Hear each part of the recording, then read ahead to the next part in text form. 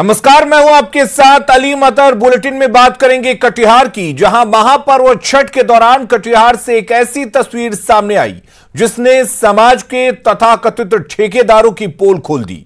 पर्व के दौरान घाट पर तोड़फोड़ की गई, श्रद्धालुओं को डराया और धमकाया भी गया, लेकिन न्यूज 18 पर खबर दिखाए जाने के बाद मामले में प्राथमिकी दर्ज हुई। चूंकि यह इलाका बिहार के डिप्टी सीएम का निर्वाचन क्षेत्र है, ऐसे में मामले पर सियासत भी तेज हो गई है। साथ ही पुलिस और प्रशासन पर सवाल भी खड़े हो रहे हैं। क्या है यह पूरा मामला, देखिए इस रिपोर्ट में। कटिहार के रौतारा थाना इलाके के हथिया दियारा इलाके में महापर्व में बाधा डालने की कोशिश की गई। छठ के दौरान कुछ असामाजिक तत्व व्रतियों के पूजा करने में बाधक बने। पूजा घाट पर लगी सजावट को तहस नहस कर दिया। व्रतियों को डराया धमकाया गया। किसी तरह तो संध्या अर्घ्य लोगों ने किया, लेकिन दूसरे दिन सुबह के अर्घ्य के दौरान भी भय का माहौल रहा। आखिर क्यों आस्था के नाम पर समाज के ठेकेदार हेंकड़ी दिखाते और दादागिरी जताते नजर आए। वैसे स्थानीय लोगों ने मौके पर वीडियो बनाया और प्रशासन से न्याय की गुहार लगाई। ये वीडियो सोशल मीडिया पर वायरल भी हुआ, लेकिन पुलिस कह रही है कि उपद्रव की सूचना मिलते ही मौके पर सब कुछ ठीक कर दिया गया था। रौतारा में संध्याकालीन जो छठ पूजा था, उसमें कुछ असामाजिक तत्व द्वारा जो है सो हल्का सा विध्वंस किया गया था और पुलिस को जैसे ही जानकारी हुई तत्काल शट आउट किया और संध्या में भी छठ पूजा किया और पुनः शट आउट कर दिया गया। फिर उस मैटर को सवेरे में भी छठ पूजा हुआ, कोई घटना उत्पन्न नहीं हुई, वहाँ सब शांत हुआ। न्यूज 18 पर खबर दिखाए जाने के बाद स्थानीय पुलिस ने अज्ञात लोगों के खिलाफ मामला दर्ज कर लिया है। वैसे ये इलाका बिहार के डिप्टी सीएम तारकिशोर प्रसाद का निर्वाचन क्षेत्र भी है। मामला कटिहार से पटना तक पहुंचा और डिप्टी सीएम का बयान भी आया। तारकिशोर प्रसाद ने दावा किया कि घटना के फौरन बाद उनकी जिले के एसपी से बात हुई और केस दर्ज कर उपद्रवियों पर कार्रवाई की तैयारी की जा रही है। देखिए, मुझे उसी रात में जानकारी मिल गई थी। कोढ़ा विधानसभा क्षेत्र के रजवाड़ा दिगरी पंचायत अंतर्गत चामापाड़ा में कुछ असामाजिक तत्वों के द्वारा छठ घाट पर कुछ केला का पेड़ काट लिए गए थे और तत्क्षण मुझे जैसे ही जानकारी मिली, मैंने पुलिस अधीक्षक से बात की और इस तरह के असामाजिक तत्वों को तुरंत गिरफ्तार करने के लिए कहा और पुलिस अधीक्षक ने तुरंत संज्ञान लेकर उस पर प्राथमिकी भी दर्ज की है। छठ संपन्न हुआ, शांति व्यवस्था है और ऐसे तत्वों पर पुलिस सख्त कार्रवाई करेगी। सरकार दावे करती रही कि महापर्व के दौरान मुकम्मल सुरक्षा व्यवस्था छठ घाटों पर दी गई थी, जबकि तस्वीरें कुछ और ही बयां कर रही है। तो वहीं इस मुद्दे पर सियासत भी अब तेज हो गई है। कांग्रेस ने बीजेपी की मंशा पर गंभीर सवाल खड़े कर दिए हैं। ये तो अनहोनी घटना है, पहली बार ऐसा सुनने को मिला है। जब छठ को लेकर सांप्रदायिक सौहार्द बना रहता है, दूसरे वर्ग के भी लोग उसमें कोऑपरेट करते हैं, तो कटिहार की घटना कहीं न कहीं चिंता का कारण बना है और मैं समझता हूँ ये सरकार की लापरवाही के चलते हुआ है। और डिप्टी सीएम उस इलाके से आते हैं जहाँ से वो एमएलए रहे हैं भी, तो ऐसी घटनाओं का होना कहीं न कहीं ऐसा लगता है कि उससे भारतीय जनता पार्टी जो उस इलाके में राजनीति के पैर पसारना चाहती है किसी न किसी बहाने, ये हो सकता है उसका पार्ट हो कि माहौल बिगड़े और ये लोग अपना राजनीतिक रोटी सेक सकें। विपक्ष सरकार की मंशा पर सवाल खड़े कर रहा है, तो न्यूज 18 भी इस बेहद गंभीर मसले पर कुछ सवाल पुलिस, प्रशासन और सरकार से पूछ रहा है। मसलन आस्था के नाम पर दबंगई क्यों की गई? डिप्टी सीएम का यदि इलाका है तो फिर वहां सुरक्षा क्यों नहीं थी? कोई भी आरोपी अभी तक गिरफ्तार क्यों नहीं हुआ? अज्ञात लोगों पर प्राथमिकी दर्ज कर क्या पुलिस ने पल्ला झाड़ लिया? आखिर 2 दिनों तक मामले में लीपापोती की कोशिश क्यों की गई? उम्मीद की जानी चाहिए कि महापर्व के गुनहगारों तक पुलिस के हाथ जल्द पहुंचे, क्योंकि मामला धर्म और आस्था से ज्यादा सामाजिक सद्भाव से भी जुड़ा है। न्यूज 18 के लिए कटिहार से सुब्रत गुहा और पटना से संजय कुमार के साथ ब्यूरो रिपोर्ट। और इस मामले पर एडीजी हेडक्वार्टर खुलकर कुछ भी बोलने से बचते रहे। उन्होंने कहा कि महापर्व के दौरान सुरक्षा कड़ी थी और एक दो छिटपुट घटनाएं हुई थी। जो छठ के बारे में हम सब लोग जानते हैं पूरे बिहार में कि ये एक ऐसा पर्व है जिसमें बिहार का लगभग बच्चा बच्चा बूढ़ा बूढ़ा सब लोग भाग लेते हैं। हर गांव, हर गली, हर शहर, हर जगह पर ये पूजा होती है। जो हमारी 13 करोड़ की आबादी है, लगभग पूरी आबादी इस छठ पूजा में शामिल रहती है लगभग। इसके लिए पुलिस को जितनी व्यवस्था करनी है और उसके बाद अगर सिर्फ एक या दो घटनाएं हुई हैं तो पुलिस के लिए मेरी विचार से ये बहुत बड़ी उपलब्धि है। खबर सीवान से है, जहां सड़क हादसे में बाइक सवार एक युवक की मौत हो गई, वहीं दूसरा युवक घायल हो गया। घटना हुसैनगंज थाना क्षेत्र के टेढ़ी घाट के पास की है। बताया जा रहा है कि बाइक पर सवार होकर दो चचेरे भाई घर आ रहे थे, तभी किसी अज्ञात वाहन ने बाइक में ठोकर मार दी। स्थानीय लोगों की मदद से दोनों घायलों को सदर अस्पताल लाया गया, जहां डॉक्टर ने एक युवक को मृत घोषित कर दिया। वहीं दूसरे युवक की स्थिति भी गंभीर बनी हुई है।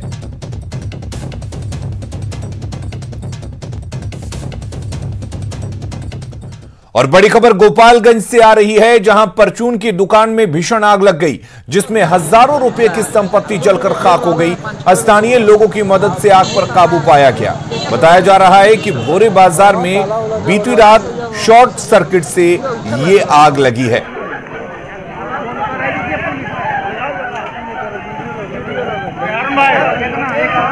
बिहार में हर्ष फायरिंग के मामले रुकने का नाम नहीं ले रहे हैं।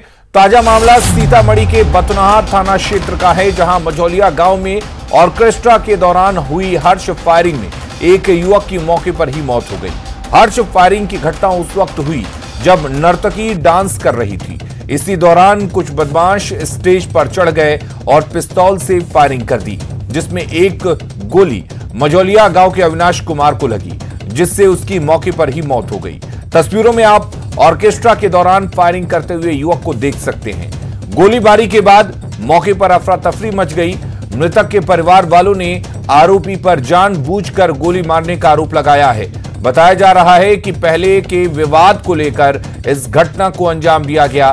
फिलहाल पुलिस ने इस घटना को लेकर अभी तक कोई कार्रवाई नहीं की है। और राकेश हमारे साथ जुड़े हुए हैं। राकेश, मामला हर्ष फायरिंग का है जो लगातार सामने आ रहा है, लेकिन पुलिस क्या कुछ कह रही है, क्या कुछ कार्रवाई हुई है? जी अली, मैं आपको बता दूं कि सीतामढ़ी सदर अस्पताल में जो मृतक का शव है वो रात को ही आ गया था और मौके पर ही गोली लगने से मौत हो गई थी। तो अब तक जो नगर थाना पुलिस है उसके अधिकारी वहां पर पहुंचे नहीं है और इस मामले को लेकर अभी तक बयान नहीं लिया गया है। लेकिन जो परिजन है, मृतक के जो परिजन है, उनका कहना है कि गांव के ही नितिन झा और माधव झा नाम के दो लड़का है, जिसे पूर्व में विवाद चला आ रहा था, मुकदमा भी चल रहा था। उसी दोनों ने साजिश के तहत वहां पर आके जो अविनाश कुमार है उसको गोली मारी है और उसकी घटनास्थल पर ही मौत हो गई है। तो जो परिजन है उनका कहना है कि पूर्व विवाद को लेकर इस घटना को अंजाम दिया गया है, जबकि जो वीडियो सामने आया है इस घटना का, उससे यही लग रहा है कि नर्तकी डांस कर रही थी, इसी दौरान हर्ष फायरिंग किया गया स्टेज पर चढ़ के और वो गोली अविनाश कुमार को लगी है और जिससे उसकी मौत हो गई है। जी, लेकिन पुलिस ने क्या कुछ मामला दर्ज किया है? पुलिस की तरफ से क्या कोई बयान दिया गया है? अब तक इस मामले को लेकर पुलिस की तरफ से किसी तरह का कोई बयान नहीं दिया गया है और सबसे गंभीर मामला ये है कि कल देर रात से अभी 8 बज गया है सुबह, अभी तक किसी भी तरीके का कोई जो पुलिस के अधिकारी है वो मौके पर नहीं पहुंचे हैं। इस मामले को लेकर FIR तक दर्ज नहीं किया गया है और अभी भी जो डेड बॉडी है वो सीतामढ़ी सदर अस्पताल में है और जो मृतक के परिजन है वो भी पुलिस के आने का वेट कर रहे हैं। लेकिन अब तक जो नगर थाना के पुलिस है जिनको बयान लेना है इस मामले को लेकर, अब तक इस मामले में बयान नहीं दर्ज किया गया है, जिसके कारण FIR भी दर्ज नहीं किया जा सका है। जी चलिए, बहुत बहुत शुक्रिया राकेश आपका तमाम जानकारी देने के लिए। और अब बात नई सरकार के नए सत्र की।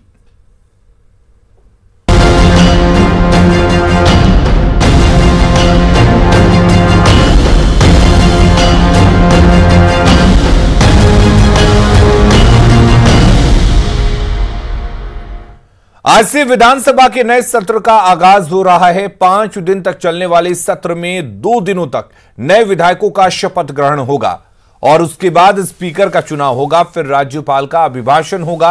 आज से शुरू होने वाला सत्र 27 नवंबर तक चलेगा। बिहार विधानसभा का सत्र आज से शुरू होना है। नवनिर्वाचित जितने भी विधायक हैं वो सभी जो हैं वो आज से शपथ लेंगे और इसको लेकर के ये सत्र बुलाया गया है। और यहाँ देख सकते हैं कि विधानसभा में जो सुरक्षा व्यवस्था जो है वो चाक चौबंद कर दी गई है। बड़ी संख्या में जो है सुरक्षा कर्मियों को यहाँ तैनात किया गया है। बम स्क्वाड की टीम जो है वो भी यहाँ पे लगातार जो है वो निरीक्षण कर रही है। इसके अलावा बात कर ली जाए तो जो डॉग स्क्वाड है वो भी यहाँ पे आए हुए हैं। इनके अलावा जो है मेटल डिटेक्टर जो है वो भी लगाया गया है। और सभी विधायक जो है नवनिर्वाचित विधायक जो हैं वो अपने जो जीत का जो सर्टिफिकेट है जब वो दिखाएंगे तभी उनकी एंट्री होगी, ऐसा जो है प्रभारी एसएसपी जो है डी अमरकेश ने अपनी ब्रीफिंग में कहा। और उसके बाद जो है सभी जवानों को यहाँ पे डिप्यूट किया गया है। तकरीबन 800 पुलिसकर्मी जो हैं वो तैनात किए गए हैं। इस विधानमंडल के जो सत्र है उसमें सुरक्षा व्यवस्था के लोग करके लगाए गए हैं। तो यहाँ देख सकते हैं कि जो बम स्क्वाड की टीम है, जो डॉग स्क्वाड की टीम है वो यहाँ निरीक्षण कर रहे हैं। और ये कोशिश की जा रही है कि तमाम तरह के जो एहतियाती कदम जो जिनके एसओपी जिनका मानदंड जो है वो तैयार किया गया है सुरक्षा को लेकर के, उसके तहत जो है वो सारी चीज़ें जो है दुरुस्त कर ली जाए, देख ली जाए। और बताते चले कि यहाँ पे 3 लेयर की जो है वो सुरक्षा रखी गई है। सुरक्षा घेरा जो है वो 3 लेयर का बनाया गया है।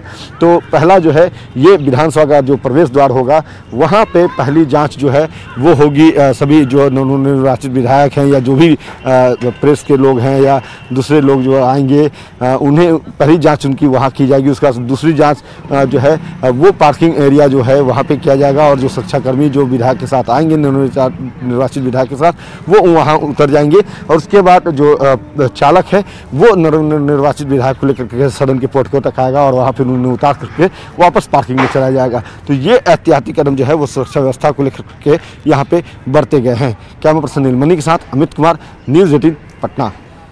और चलिए अमित कुमार हमारे साथ इस वक्त सीधे जुड़े हुए हैं। अमित, आपसे जानना चाहेंगे, एक तो ये जानना चाहेंगे कि पहले आज इस नए सत्र की किस तरह से शुरुआत होनी है, क्या तैयारियां हैं, और सत्ता पक्ष और विपक्ष दोनों की तरफ से क्या कुछ रणनीति होगी, क्या कुछ होना है आज?